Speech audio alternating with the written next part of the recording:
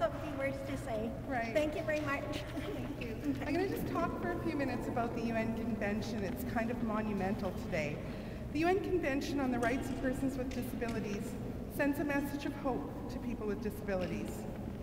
In 1981, the year 1981 was proclaimed the International Year of Disabled Persons by the United Nations.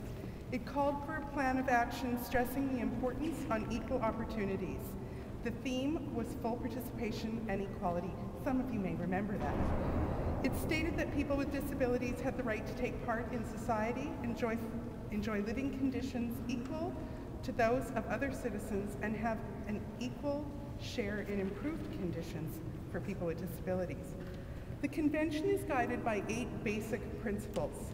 In plain language, they are to make sure that people are free to make their own choices, that no one will be discriminated against, that people with disabilities have the same rights to be included in society as everybody else, that people with disabilities are to be respected for who they are, that everyone will have equal opportunities, everyone will have equal access, men and women will be treated as equals, and children with disabilities will be respected for who they are as they grow up.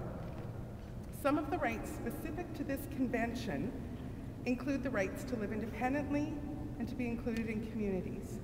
It includes the right to personal mobility, to participation in political, public, and cultural life, recreation, and sport. It also ensures people with disabilities have access to roads, buildings, and information. It all sounds good, but until Canada ratifies this convention, it will not come into force.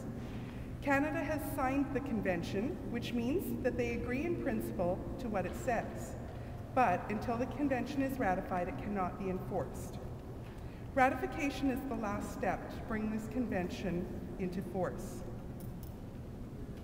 More specifically, under the convention, Canada and its provinces and territories would recognize the right of persons with disabilities to protection and adequate standards of living, including adequate food and housing. The critical need to address the negative impact of poverty on persons with disabilities, and that discrimination is compounded by an individual's gender, race, religion, sexual orientation, and other personal characteristics. Today, across Canada, People First of Canada is doing a postcard campaign. You've seen the postcards, I hope you all have one. Today, we've mailed, each province and territory has mailed 200 of these to Prime Minister Harper. They're dated today.